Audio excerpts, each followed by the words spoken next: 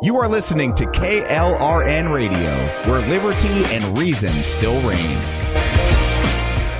Hi, I'm Jay Farner, CEO of Quicken Loans, America's largest mortgage lender. Spring will be here soon, so if buying a new home is on your to-do list, right now is the time to call Quicken Loans. Learn about which mortgage options make sense for you and get a jump on your competition. With our exclusive Rate Shield approval, the low rate you lock today is protected for up to 90 days while you shop for your new home. With a Rate Shield approval, if rates go up, your low rate stays locked. But if rates go down, you get that new, even lower rate. Either way, you win. Talk to us today at 800-QUICKEN or go to rocketmortgage.com to take advantage. Here's another great reason to work with us. For a record 9 years in a row, J.D. Power has ranked Quicken Loans highest in the nation in customer satisfaction for primary mortgage origination. Again, to lock in today's low mortgage interest rate and get the security of our exclusive Rate Shield approval, call us today at 800-QUICKEN or go to rocketmortgage.com. For J.D. Power award information, visit jdpower.com. Rate Shield approval only valid on certain 30-year fixed-rate loans. Call for cost information and conditions. Equal housing lender. Licensed in all 50 states. NMLS number 3030.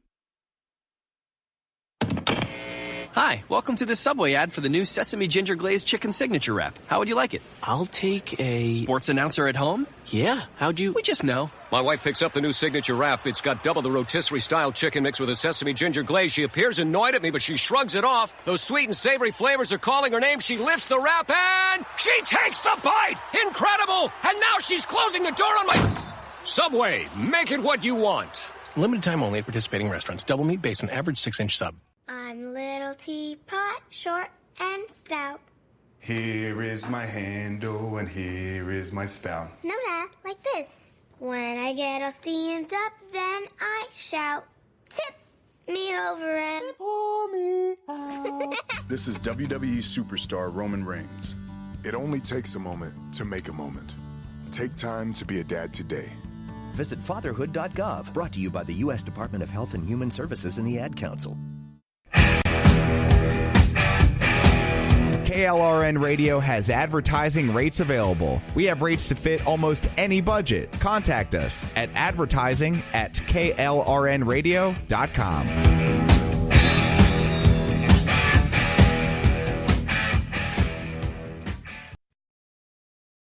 Thoughts of suicide may feel impossible to overcome, but with help and support, you can find hope and meaning.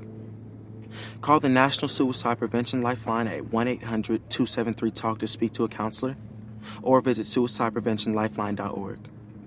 It's free, it's confidential, it's available 24 hours a day, 7 days a week. And even if it feels like it, you're not alone.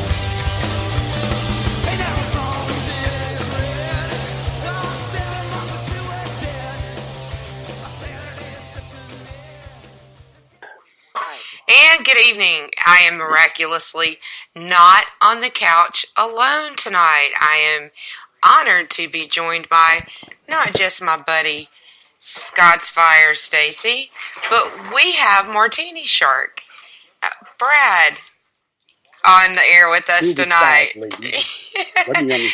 That's right. He's sitting between us on the couch, actually. And lucky dude. Exactly. So how's everybody tonight? I'm doing well. This should be Friday. The week should be over. It should just end now. Yeah, this has been a pretty good week of comedy, smiles, and just all-around enjoyment of other people's misery. Exactly. My goodness. There's a word for that. There's a word for that. Okay, start with okay, they can't count 170,000 votes in Iowa. Not if you use a crap app. No. a crap app. So, like, why did we think? I mean, this was just such an obvious, like, cash outlay to poor Hillary's staff who, like, needed jobs after she lost. They thought they were all going to be at least employed for the next 4 years. Right. Mm-hmm. Robbie Absolutely. Mook. I mean, these people couldn't find Wisconsin on a map, and we're going to put them in charge of developing this technological tool. Well, my favorite is that we're, dealing with a state that for for the remaining 4 years, they pretty much call them a bunch of rubes and hicks, and they don't know what they're talking about. And yet the DNC comes marching in and completely steps on a rake, and then the handle goes up and jams them in the crotch. All while the people of Iowa are basically saying, why can't you count our damn votes, you damn city assholes? Well, right. And who can blame them? Well, I do have to say, I feel sorry for the campaign volunteers. I mean, as first in the country, Iowa generally takes their responsibility very seriously. They listen to the candidates crisscross the state. They have hundreds of volunteers and paid staff there. It's really where they go to make their initial case. It can make or break candidacy just by, I mean, it doesn't always, give the winner. So it's not that kind of contest. But for somebody like Amy Klobuchar, who got the New York Times, endorsement, if you want to call it that, and then, who had worked that state very diligently, her placing above what's expected could have been a huge bump for her in fundraising and recognition and media time. Now, nobody gets the bump. They're all pointing fingers at one another. It's a complete circular firing squad. And the best part of the entire story, as far as I'm concerned, turnout was way down. It was nowhere near their projections. So the idea that there's a bunch of independents and Democrats out there who are dying to get rid of Trump, that didn't materialize. Now, we were on air, Lou and myself and Ordy, Monday night, live, and we ended up running out of material because the Democrats weren't providing any as the night wore on. But we even touched on that a little bit as far as, what was this going to mean? I mean, it was about midnight. We were struggling just to come up with content, but we basically were speculating what this meant for all of the candidates going forward, because those, let's just say like Amy Klobuchar, who looks to be having a decent showing, all things considered, her momentum is completely... What did she say, punching above her weight? Yeah, you don't usually hear too many women bringing up their own weight like that. That was impressive. Right? Yeah, she's impacted. We said Monday, whoever's going to win is going to have their result questioned, and lo and behold, Mayor Cheat now is trending all over the place because, wow, guess what digital application company he donated money to? Oh, could it be the one that created this disaster? Turns out to be Shadow itself. Yeah, and we were even talking about Robbie Mook on the air Monday, and it was funny because he puts a tweet out, I don't know, it was about 11:30 or so that night where he said, It's not me. Had nothing to do with this. It's not my application. I didn't install this. I've never heard of this company. I've never seen Iowa before. I've never had porn in my life. He came up with every excuse possible, except I found an article from the Des Moines Register from 1 week prior that talked about all of the digital changes, and whose name was brought up prominently? Robbie Mook. And he's overseeing the process. And what is Robbie Mook's Triple D company supposed to do? Prevent every single thing that happened that night from happening. Right, yeah. They keep saying, and if you picked up on this, I'll be really proud of you. They'll say about the testing is independent security researchers. Well, who do you think that was? Right, that was Mook. Absolutely, it was Mook. And they won't say who it was. They won't say his name because he's mortified that. And you didn't do it. First of all, you don't know what you're doing. You have absolutely no credibility to be doing it. You have no creds. You have no search. You have no education. You have no experience to be testing clearly. And the company building has no credibility to be building. That's why they did such a crap job on it. These people have no clue what they're doing. You can look at their backgrounds. The CEO of this technology company majored in history. Well, I mean, that's the company we're talking about is Shadow Incorporated, I think is their name, and this is the supposed tech company that installed the app, and they only have, 5 board members that are former Hillary Clinton operatives? Right. They're all Hillary for America. None of them are really coders. And this is what's wrong with, and this is what drives me crazy with the whole learn to code thing. Yeah, it doesn't work like that. You don't just learn to code. If somebody looked at me, right, and I'm getting a master's in a technical field, but it has nothing to do with coding. But if someone looked at me and said, "Can you build me an app for," I'd say no. Don't even finish the sentence. No. I cannot build you an app for anything. Well, I mean, the upshot of all of this for me is what I want to understand is why Democrats don't let government agencies with responsibilities look at their technology. They asked. DHS well, offered. Homeland Security wants to look at systems being used in electoral, processes to make sure that they're secure. They offered and they denied. A reasonable thing to me. Well, okay, and that's the other thing. If I was in charge of the security, so say someone may put me in charge of the blue team for an app, the defense, the cybersecurity defense team for an app, which I could probably pull that off as long as I could hire a couple of good people, right? So if they did that and Homeland Security, DHS comes to me and says, "Can we help you with?" I said, "Yes." Don't even finish the sentence. Absolutely, yes. Please help me test this app. It's just that simple. You don't tell DHS cybersecurity no when they offer to help you. FBI no. Yeah, this is their pattern of behavior. This is their pattern. That's what makes me think something in this app they didn't want people to see. Because you know who, in addition to Mayor Pete, helped fund it? Oh, yes, I did, but I forgot. George Soros. Oh, right, yes. Yeah. So, what was in that app that they didn't want Homeland Security to vet? Well, and that's my question. Yeah. Just like in the DNC hack, why didn't they let the FBI look at it to confirm the Russian hack? Yeah, that's the other thing. You don't. I don't know. Yeah, that's the other thing. You don't expect federal indictments if the FBI doesn't at least pull images off the server. They have to examine it. They made a big deal out of, well, we don't just go in and seize servers and take. No, nobody said that you do. But you go in and pull the image yourself, and you don't go off what someone else says, right? And then issue federal indictments to foreign nationals over it. Wow. Yeah, and so, yeah, you're absolutely... This seems to be a chronic condition among the Democrats, and so my initial response to this complete failure in Iowa was that, they're going to pick this back up, like maybe by 2 o'clock tomorrow, so that the news cycle going to the evening is completely covered with their Iowa winner, and then, no.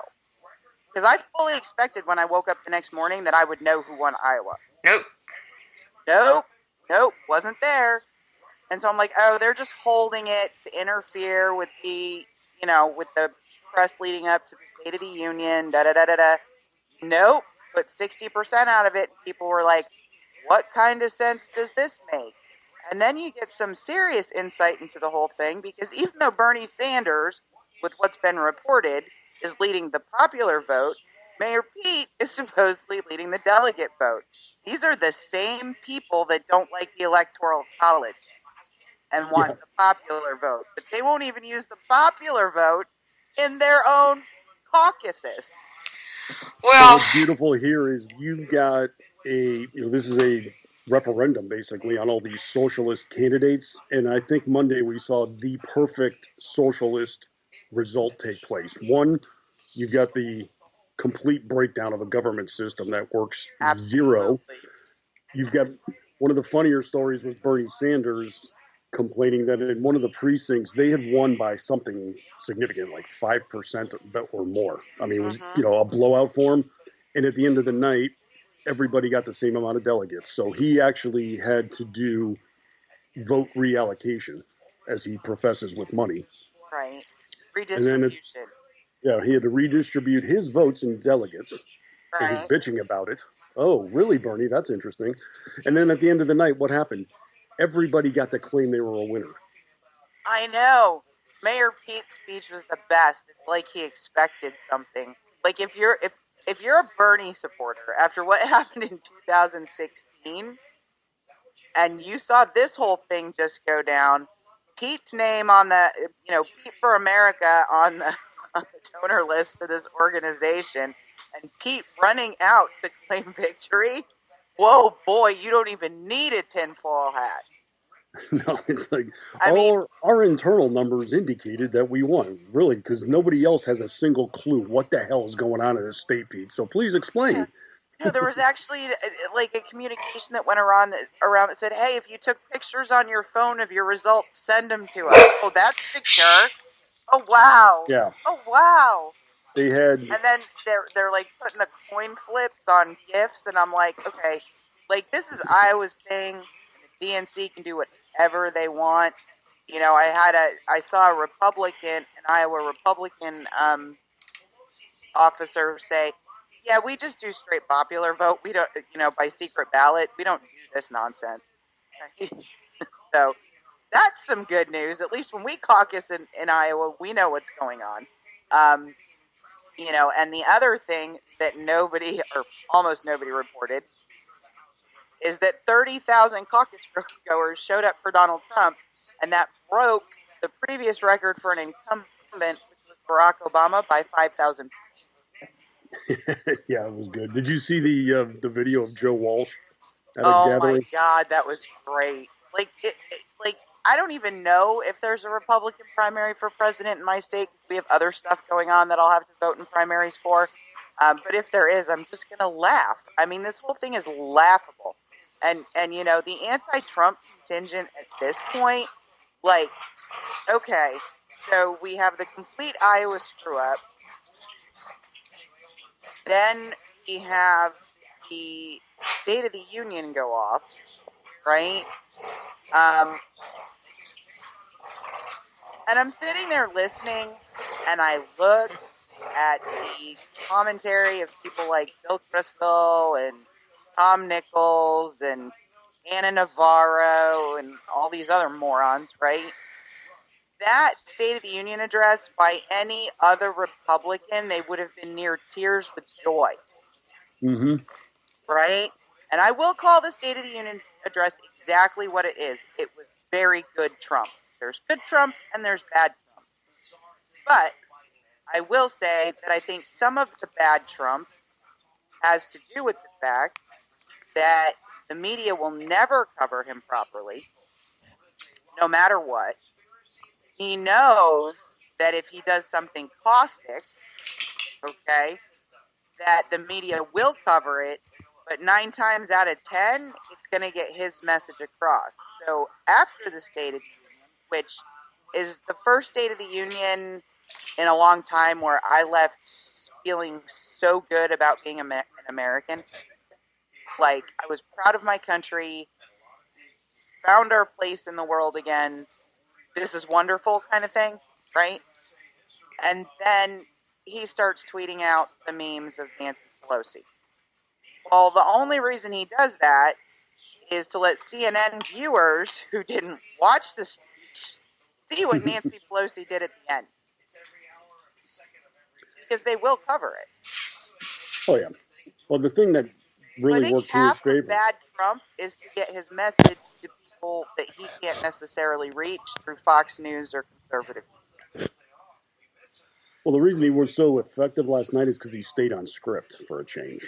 We did a live blog at Red State, and I just said at the very start of it, okay, go ahead and unplug the teleprompter, because that's what he does. I saw him at CPAC last year. He was, scheduled to give an hour speech, and it lasted over 2 hours, because that's what he does. He just riffs. But last night he was in control, and the speech was timed out at an hour 28 minutes, and he came in at an hour 24, which is just that alone gobsmacked me. Yeah, But well, the couple times he has stayed on task, the speech he did in Poland was phenomenal. The speech he did in Davos was very good. His last State of the Union was good. He stayed on task then, but I think him staying on task this time was super important. Well, his delivery was better. Effectively launched his In this campaign. entire impeachment process that just pissed me off, and I would say this to Mitch McConnell's face, is I cannot believe let them delay the final vote until after the State of the Yeah, his delivery was better this time. He has that delivery sometimes that, I don't know, he has an odd delivery sometimes when he's giving a speech. The cadence of his voice is like a little bit odd, and he was really smooth. He's been practicing. He has. Someone's been working with him. I just think that speech was so important. Yeah, it was. It was. But I was listening to Ted Cruz's podcast, The Verdict, earlier today, which has been just indispensable during this impeachment nonsense. I can't watch all that. He boils it down to a half an hour and tells you all the highlights, which is really helpful. So I'm just, and I like politics, right? So anyway, he was basically saying, as of Sunday, they were still debating, I guess is the best way, what approach to take. He was still getting input from people. What do you think I should do? Should I mention this? Should I not? And apparently no, go with the positive, go with your accomplishments, tell America what you've done for them. Obviously that camp won. And I'm sorry, I think that a lot of people who aren't particularly, shall we say, politically motivated might watch the first 15 or 20 minutes of that speech. The first 15 or 20 minutes of that speech was all good news. He didn't start really ripping the Democrats and going into the socialism sucks part of the whole thing until the latter half. Well, I think the most effective thing he did last night was differentiate himself from Obama's economy without really mentioning Obama. But he laid out that this was his strategy, his efforts, and these were his results. And you really can't refute it because, there's some people desperate to say, he's benefiting from Obama's economy. But really? So were you going to blame Obama a year or two ago when you were promising that all the bodies were going to be stacking up in the street from what these policies that were being enforced by Trump? No, that wasn't Obama. That was all Trump. Great. Well, then this is Trump's economy. Shut the hell up. Well, I mean, the impeachment during was cascaded with some pretty incredible Gallup polling. We have the highest overall satisfaction among Americans since 2005. Yeah, I saw that. And which is Trump's at the highest insane. level.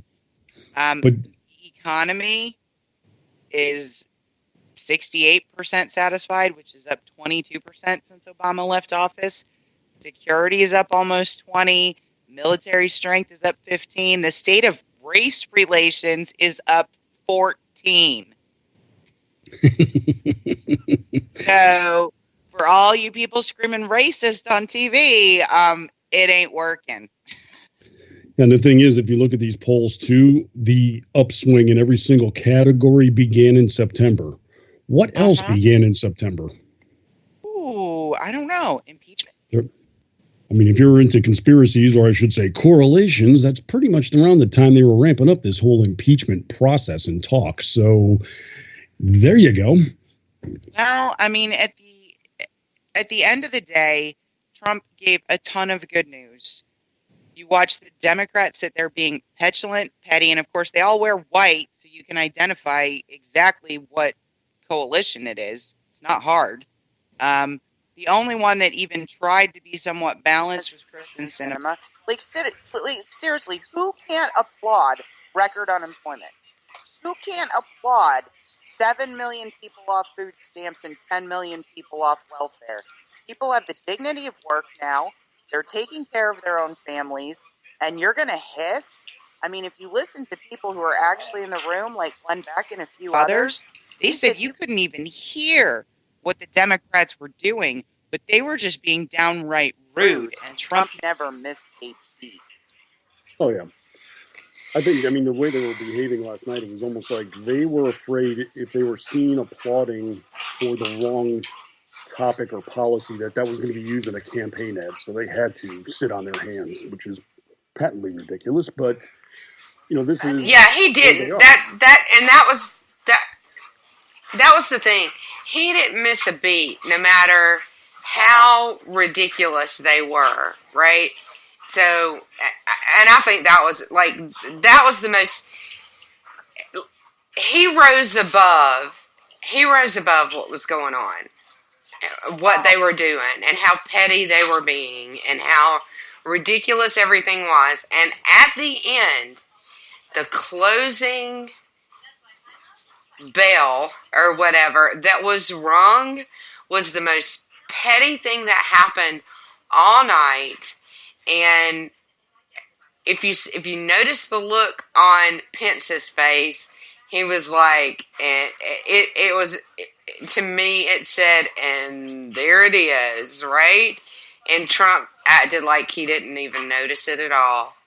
Like, nobody said anything, nobody acknowledged it. Everybody in the room rose above it, and it was the pettiest thing that happened all night. Well, I mean, Ted Cruz was saying today that it made him angry.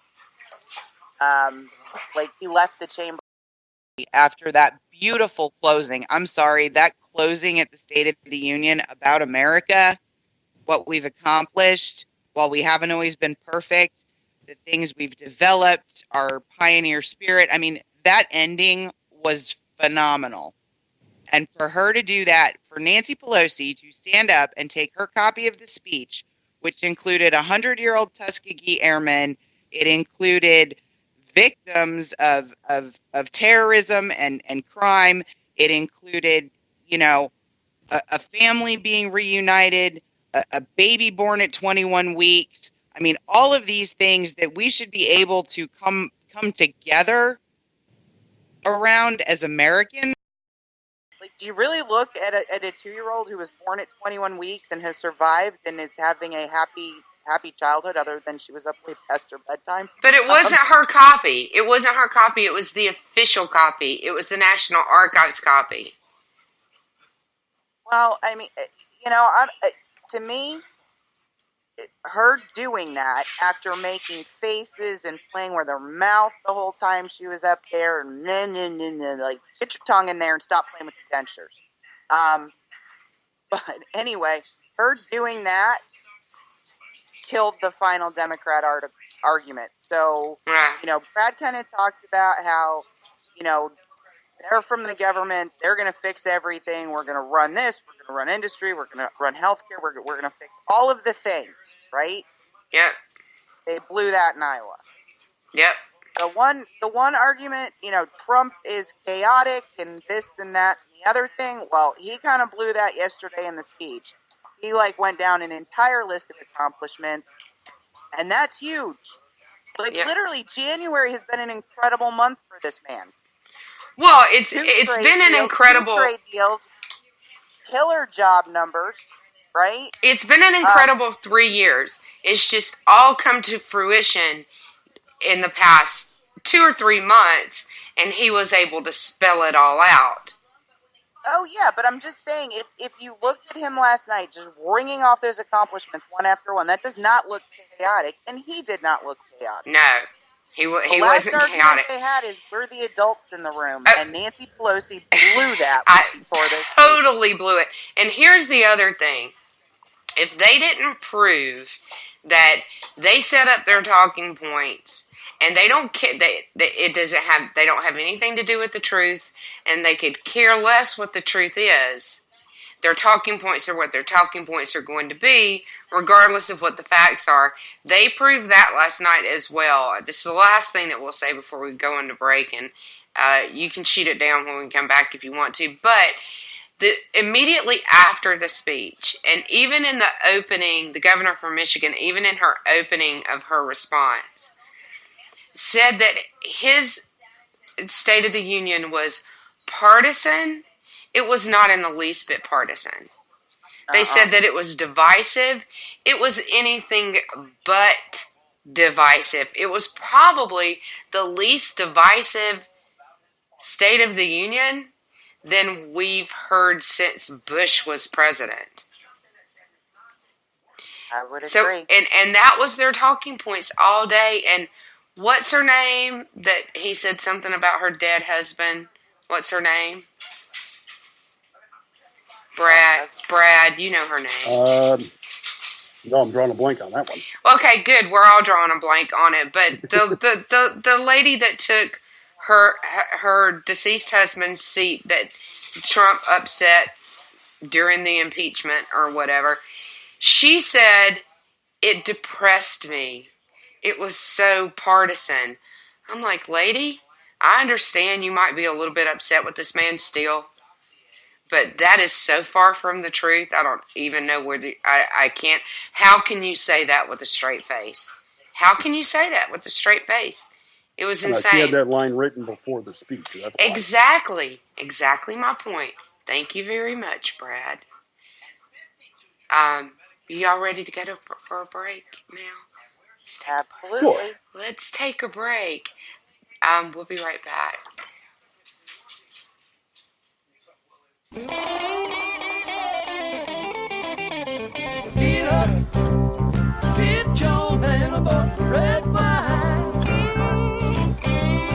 Get up, get your man above the red wine. I can't get up out of bed with this crazy feeling in my head. I said, get up, get your man above the red wine. Get up, get your man above the red wine. Oh, get up, get your man above the red wine. My son was in the Army back during Desert Storm, but even then he wanted an MBA. He looked at a dozen schools, but only one offered the online education and flexibility he needed while he was in a tent in Iraq. Grantham University. Turns out that Grantham's been delivering affordable, relevant college and advanced degrees for over 65 years. Heck, if they can deliver a quality education to a soldier in a tent overseas, think about the flexibility Grantham can offer you so you can earn your degree too. It doesn't matter how complicated or full your life is, if getting a degree is on your bucket list, you'll want to do what my son did. You'll want to call Grantham. Find out how easy it is to get started on your education so you can check that college degree off your bucket list. Call Grantham right now, 800-910-1370. That's 800-910-1370. Flexible, affordable, relevant. Call 800-910-1370. Tired of paying outrageous prices for Viagra? Well, we have great news for you. Now you can finally get Viagra at huge discounts. Healthy Man allows you to save up to $500 on Viagra. Why pay U.S. pharmacy prices of $15 per pill or more when you can get Viagra for less than $3 a pill? Call today and get 40 Viagra pills for only $99. This can cost as much as $600 at your local pharmacy. You can't afford not to call us. If you want Viagra at the lowest prices, never pay $15 a pill pharmacy prices again. Get Viagra for less than $3 a pill. Call 1-800-516-7602 today and save up to $500 and get 40 pills for just $99. Healthy Man is fast, easy, and affordable. Operators are waiting at 1-800-516-7602 to take your call right now. Call 1-800-516-7602. That's 1-800-516-7602. Again, 1-800-516-7602. Attention business owners and independent contractors. This is a money-saving message from Tax Mediation Services. If your business owes $20,000 or more in taxes, we can help you today, right now. Listen, dealing with the IRS is no picnic. It's an intimidating and extremely stressful process, and you don't want to go it alone. Our attorneys know every law, every tax break, and every possible opportunity to help you resolve and reduce your tax debt. And if you owe more than $20,000, you may be at the top of their hit list. So don't take your tax debt lightly, because it will not go away on its own. The IRS can seize your bank accounts, your home, and even shut down your business. Call our tax experts today at 1-800-783-0810 and let us deal with the IRS while you focus on your business. That's 1-800-783-0810. Again, that's 800-783-0810. Get up, get your man about the red wine. Get up, get your man about the red wine.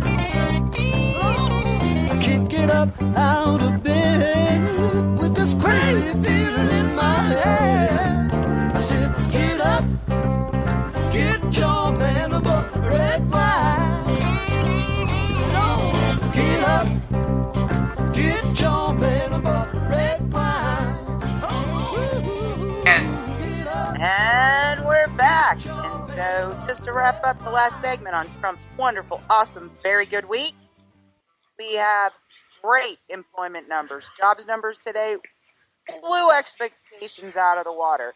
We have an acquittal decision today. We had a great State of the Union last night. Democrats look ridiculous, times 10. And the president's approval rating is at 50. And if you saw the latest polls, somewhere around 53% of non-white voters have an approval rating for the president, and a pretty significant number of African Americans actually strongly approve. So that was also very nice to see, because I think he's doing some legitimate reach out to minority communities that the Republicans have not traditionally done. And this isn't hard, guys. School choice, prison reform, all the stuff that he's been talking about recently, and that Super Bowl ad was just perfect. Sorry. Hey, you mean that racist, cynical ad? The racist, cynical ad? That wasn't racist. That was a woman who was thrilled at something our president did. So they can all bite. Anyway, would just like to tell you guys, there is an absolutely fantastic cinematic experience out there that may not be in your area, but you can attempt to bring it to your area. A documentary director actually got Justice Clarence Thomas to sit down for 30 hours of interview. As you know, since Justice Thomas has been approved, and actually, as I found out from watching the documentary today, for a significant amount of time before that, he was basically ripped apart by the media for various and sundry opinions that didn't line up with what they believed he should think. So, anyway, to take a look at this documentary, it's about an hour and a half long. It's mostly Clarence Thomas himself speaking. He tells his life story from the time he was a child, basically from the time he was born. He was born off the coast of Savannah, Georgia, and actually his original speaking dialect is Gullah. He went into the seminary to become a Catholic priest. He was a radical in college, and kind of had a conversion story that was pretty incredible.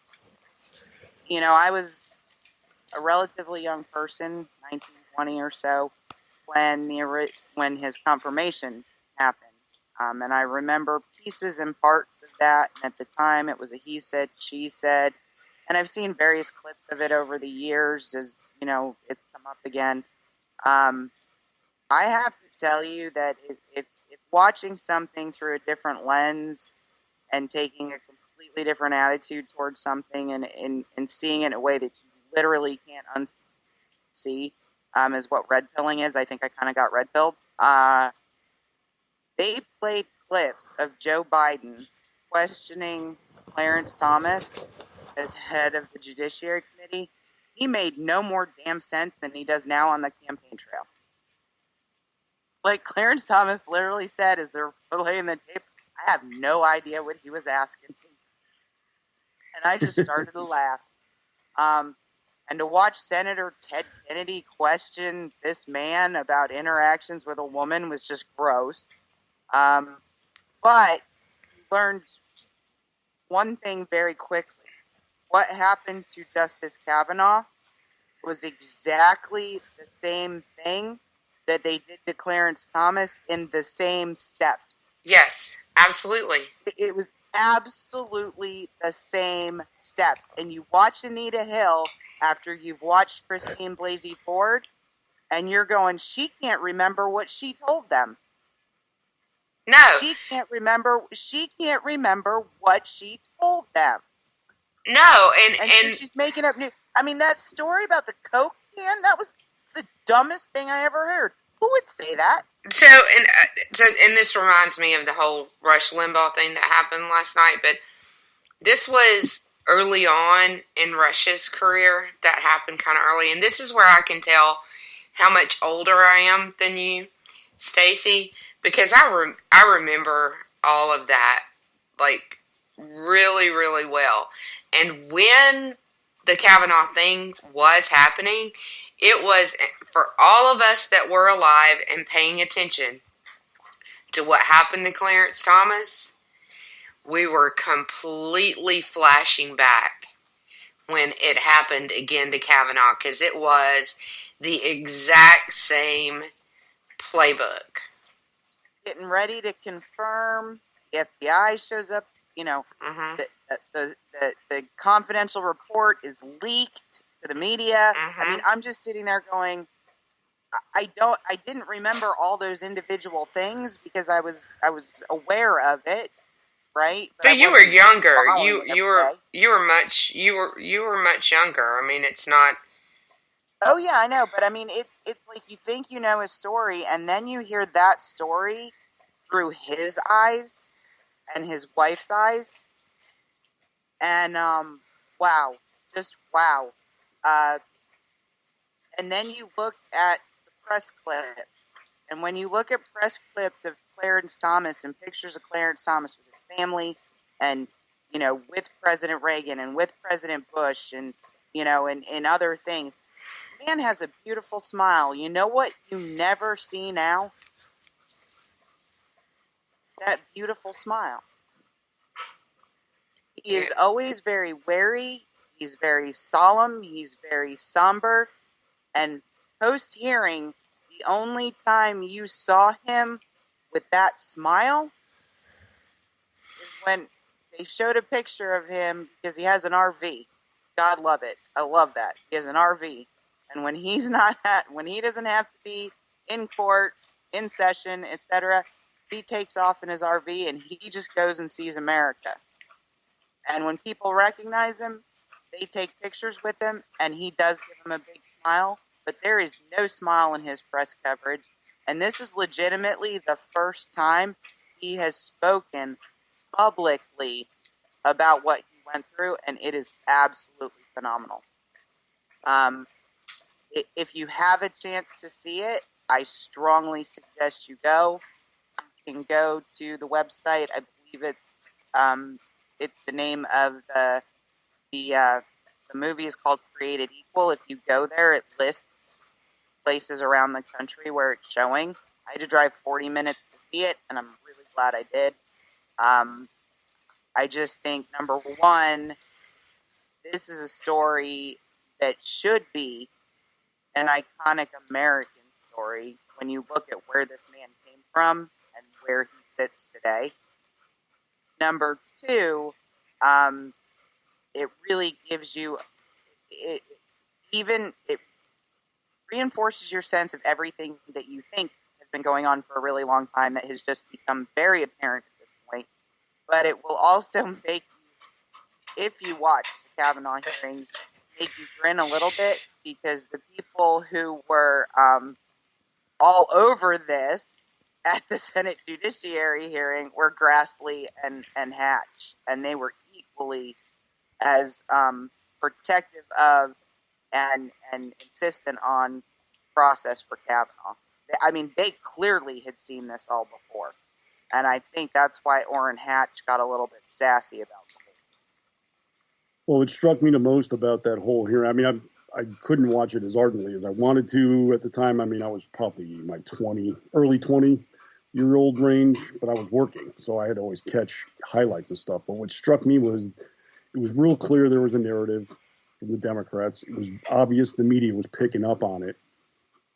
But through just going through the process and the tenacity of it, the GOP managed to get facts out and managed to beat back this entire fabricated attack with facts, because you had a solitary woman in Anita Hill trying to bring him down. And, you mentioned the pubic hair and the cocaine. Once somebody on the GOP side did the research and found out that came, I want to say it was from The Omen or from The Exorcist, one of the novels. They found a passage that they basically lifted that from. And they threw that in her face and said, how do you explain it? This sounds exactly like this book. And she just blank stare in the camera. She had no answer. You could tell she was fed. And she said that this was just so damaging to her. His behavior ruined me and my job and everything else. And finally somebody said, well, then why did you continue working with him in other offices? Why did you follow him on your career path? Why did you go to him for career recommendations and to boost you if you were so damaged by this individual? And again, she froze. Because she was coached on these accusations. She wasn't coached on what to do with rebuttal. And that's what screwed up her entire testimony.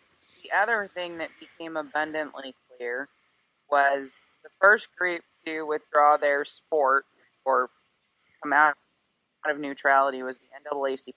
They had originally said they were going to stay out of it, even though they were a liberal organization. He was obviously an African-American man, so they were just going to stay out of it. They did not.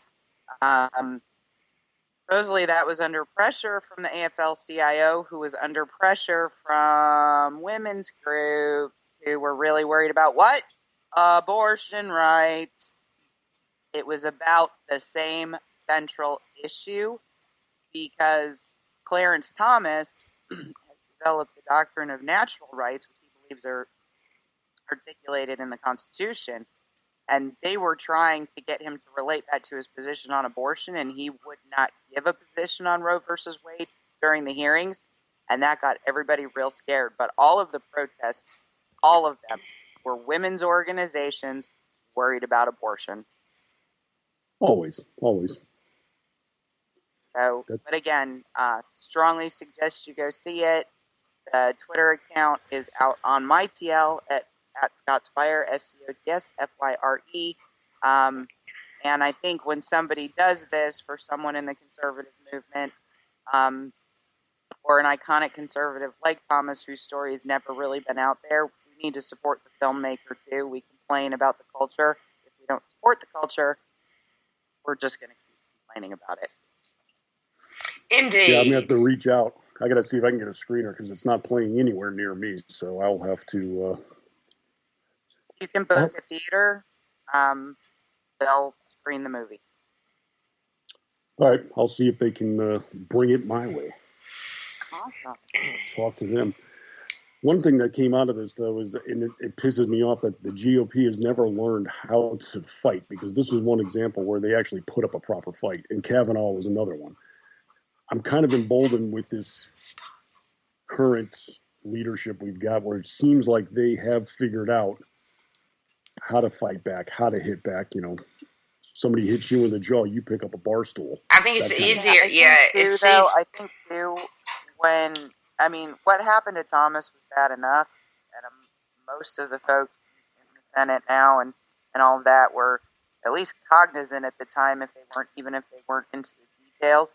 I think when it happened again, people like Lindsey Graham, Mitch McConnell, kind of finally woke up to the fact that the people on the other side of the aisle are not approaching them in good faith.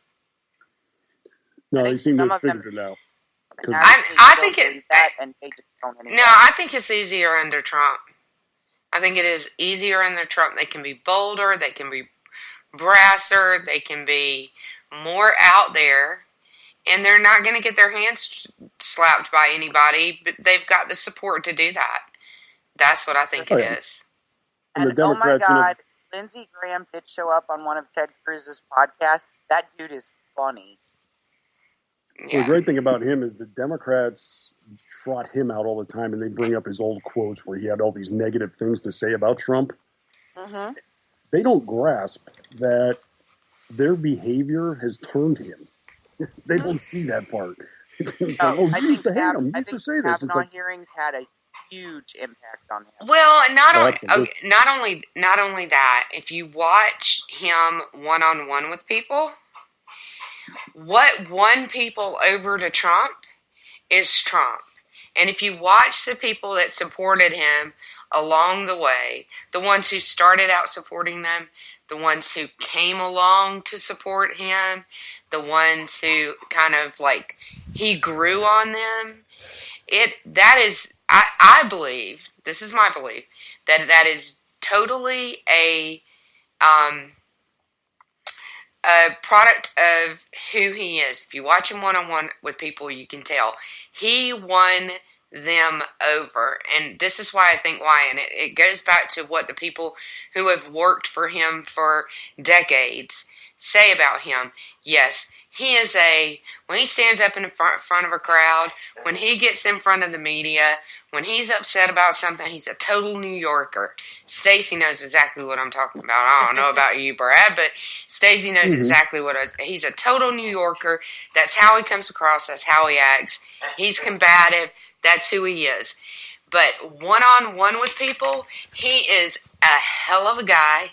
He's nice. He ingratiates people, and people genuinely like him because he's genuinely nice. He listens, and he cares about people, and he's a genuinely nice guy on a personal level. And that, I think, more than anything, it's what the Democrats hate about Bush. But Bush did not have that fighter instinct that Trump does when you screw him over. I said this the other night. You fuck with me, I'm going to fuck with you harder, right? Bush didn't have that. So this is what the Democrats, they hated it about Bush because people really liked him because he was a nice guy. But he didn't also have that don't fuck with me attitude that Trump has. And those two things together drive them nuts. They can't stand it. He means what he says and he says what he means. That's the other thing. That honesty is something that they cannot handle. Inside the Beltway period. The Democrats haven't figured out. Conspiracy theories. I'm sorry. Trump is amazingly transparent. They hate that. They hate that. You know who else hates it? People like Mitt Romney. Yeah, that's right. The Never Trumpers. That's why they're still Never Trumpers. He never won them over. Mitt Romney only ran for that Senate seat because he knew the Democrats were going to do this, and he wanted to vote for it because he's jealous as a little 12-year-old girl that this bold, brash New Yorker did what he couldn't do. Well, the biggest misconception they have about Trump is that he gives a shit about their political policy or their political power. That's how they keep attacking him, and he doesn't care about that crap. No, not at all. That's why Nadler and Schiff and Pelosi, they keep we're going to come after you with this, and we're going to hit you in the polls, and we're going to hit you on TV. And he's like, I can give a rat's ass. Oh, we're going to badmouth you in the press. He's like, what, CNN? Those jagoffs? Who cares? Everything that they're used to using to leverage people has no effect on Trump. And as a result, the normal strong arm tactics, well, we're not going to vote for your policies. It's like, great. Well, I'll just tell the American people that you won't vote for that reason. And they're just stupefied. They have no idea how to respond to it because they've never seen it. He's not a politician. Mitt Romney is. And that's this whole play today where he said, I'm not going to vote not guilty. I'm voting guilty. And then he splits his vote and he votes not guilty the second charge. If you want more of a milquetoast example of Mitt Romney, that was it. Well, I would like to congratulate Mitt Romney for being, like I said, a 13-year-old girl. And also for voting for the article of impeachment that legitimizes impeachment for political differences and things like foreign policy. Yeah, he's just a game player. And the thing is, all of the never-Trumpers that are coming out now are the same way. They just hate Trump for what he is. And they're completely taking a blast. they're taking a scattergun rifle to the bottom of their ship to make a point.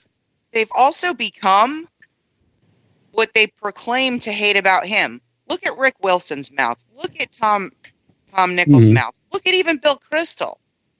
Oh, man, they're all a mess. Max Boot. They've all become what they professed. I mean, that's like Trump's superpower. He makes people do like the whole thing with Mini Mike. Instead of just, whatever.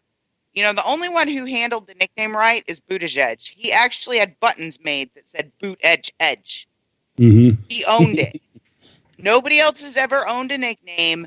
And Mike Bloomberg lost his mind and turned around and punched back just the way Marco Rubio did. And you want to get down in the mud with Trump, you're going to get dirty.